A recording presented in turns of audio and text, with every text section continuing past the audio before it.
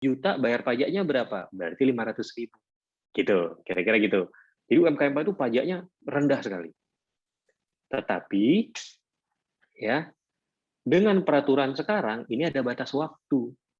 Kalau dia berbisnisnya usahanya pakai orang pribadi, cuman boleh pakai tarif 0,5% ini ya sampai 7 tahun, berarti sampai 2024 nanti. Tapi kalau usahanya pakai CV itu boleh pakainya sampai tahun 2021, tahun ini terakhir. Karena mulai 2018 ya, 4 tahun. Kalau usahanya pakai PT ya, pakai PT itu cuma 3 tahun, berakhir kemarin di 2020. Sekarang nggak tarif UMKM lagi, balik lagi ke undang-undang di KUP. Ya, tarifnya itu gampangnya gini, ngitungnya dari profit. Kalau UMKM ngitungnya dari omset. Gitu. Oke, ini ada dasar hukumnya. Terus contoh UMKM membayar pajak. Nah, ini kita punya contoh satu gampangnya ya. CV Berkah Berkarya memperoleh omset 120 juta pada Agustus 2021, berarti bulan ini nih omsetnya. Bagaimana kewajiban pajaknya?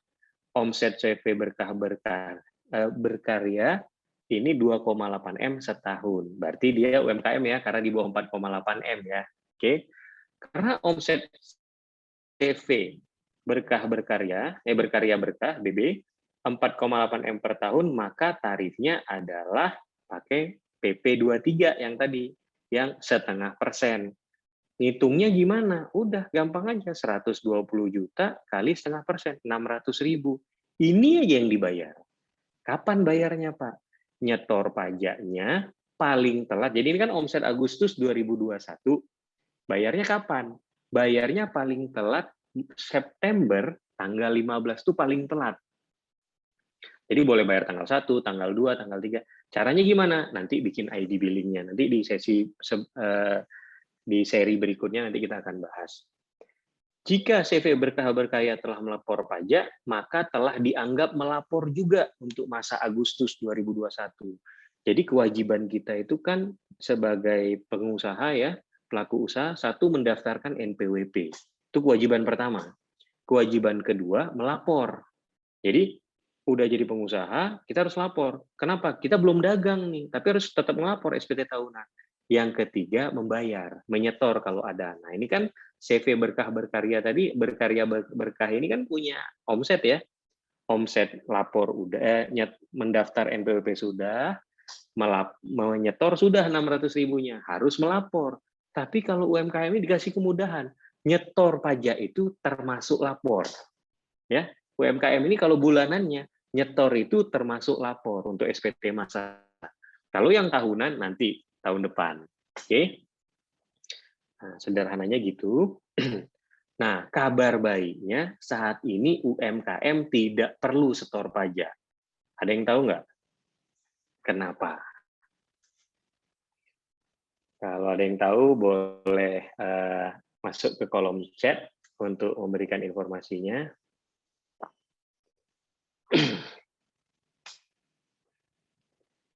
Ada insentif, mencatatan karena insentif. Nah,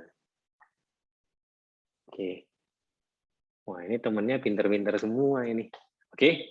Nah, jadi jawabannya adalah karena ada benar. Ini teman-teman udah banyak ya. Jawabannya adalah insentif pajak PPh final UMKM DTP. Artinya karena ada COVID ya, sejak April 2020 sampai 31 Desember 2021, berarti itu sekitar berapa bulan tuh? Hampir 21 bulan ya, kita itu UMKM nggak perlu bayar pajak. Ya. Yang bayarin pemerintah, makanya disebutnya DTP. Jadi PPh final UMKM itu ditanggung pemerintah. Ini ada aturannya. Nah, ini PMK-nya sampai 4 kali kalau nggak salah saya berubahnya. Jadi sederhananya gini, UMKM sekarang nggak perlu bayar pajak. Yang bayarin pemerintah. Gampang dong berarti, nggak usah bayar. Iya, benar, nggak usah bayar. Hari ini UMKM nggak usah bayar pajak, karena ditanggung pemerintah. Tapi, caranya gimana? Nah, ini tidak perlu, Dengan kata lain, kewajiban pajak Anda ditanggung pemerintah sehingga Anda tidak perlu menyetor pajak PPh final UMKM. Bagaimana cara memanfaatkannya? Pertama, pengajuan insentif dulu. Jadi pengajuan insentif pajak melalui www.pajak.go.id. Langkah kedua, nanti menyiapkan laporan realisasi. Ya, laporan realisasi. Nah, laporan realisasi itu apa? Laporan realisasi itu kan tadi CV Berkah Berkarya tadi punya omset 120 juta sebulan, ya. Dia udah lapor nih, udah bikin pengajuan di kantor pajak, di halaman website ini, ya. Setelah dia buat, nanti dia melaporkan realisasi. Laporan realisasi itu sama seperti kita menyetorkan pajak dan melaporkan pajak. Jadi pas kita bikin laporan realisasi itu dianggap orang pajak, kita udah bayar yang setengah persennya tadi, yang 600 ribunya tadi. Jadi udah kita bayar, udah kita lapor, udah selesai. Perpajakan kita sudah dianggap dibayarkan, dilaporkan.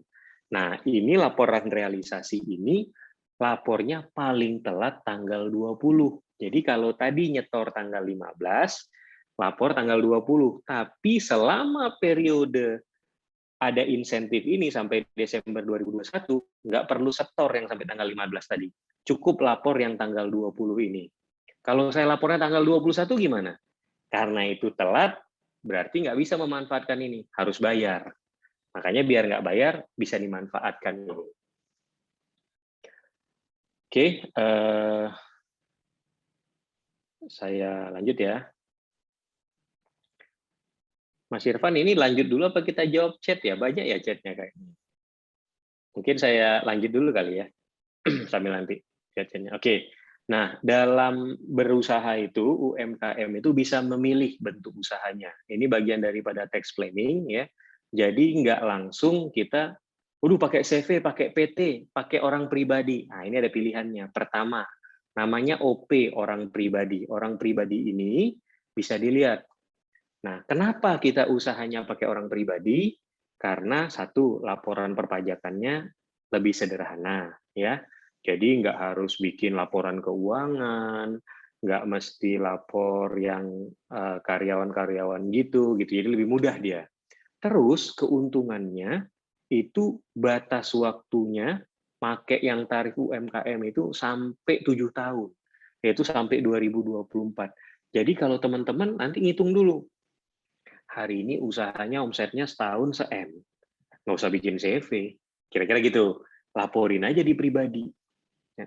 Tapi kalau omsetnya kira-kira kayaknya bakal tumbuh nih, itu nanti bisa dilihat. Jadi orang pribadi itu menguntungkannya lapornya lebih mudah, ya, tarifnya lebih panjang, makanya yang UMKM itu bisa sampai 7 tahun, terus semuanya tercatat sebagai milik pribadi. Jadi usaha itu adalah kita itu adalah yang punya usaha. Itu kalau di orang pribadi.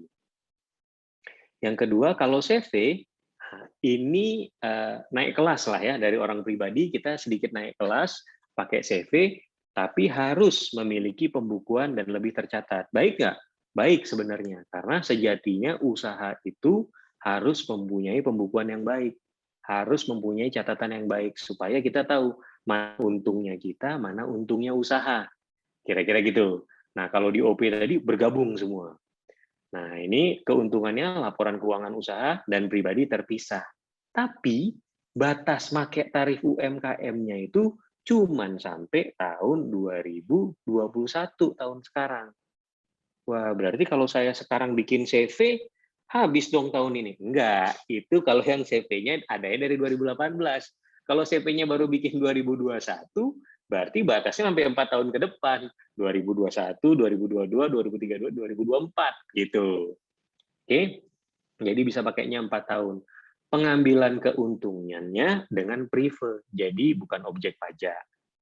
Oke. Nah, kalau kita pakai PT, apa nih keuntungannya? PT kan satu lebih bonafit ya. Kedua, investor tuh lebih percaya kalau mau nginvest ke PT. Kalau ada yang mau ngajak kolaborasi itu lebih percaya ke PT daripada ke CV atau orang pribadi. Jadi saat ini apabila teman-teman punya visi dan misi yang besar untuk bisnisnya, saran saya pakai PT. Jangan jalanin pakai pribadi atau pakai CV. kalau punya visi, misi, dan besar. Tapi kalau cuman, ya saya jalan seperti ini aja udah oke, tidak melibatkan investor dan lain-lain, CV juga udah cukup sebenarnya.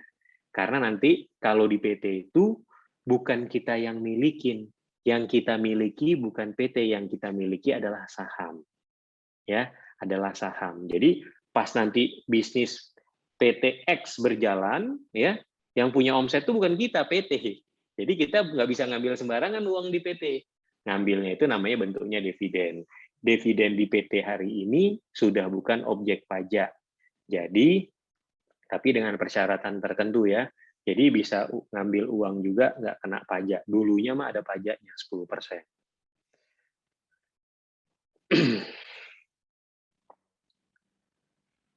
Oke. Bagaimana bisnis kita jika sudah grow up dari UMKM? Grow up ini artinya ya maksudnya tuh sudah lebih dari 4,8 M di sini. Kita analogikannya.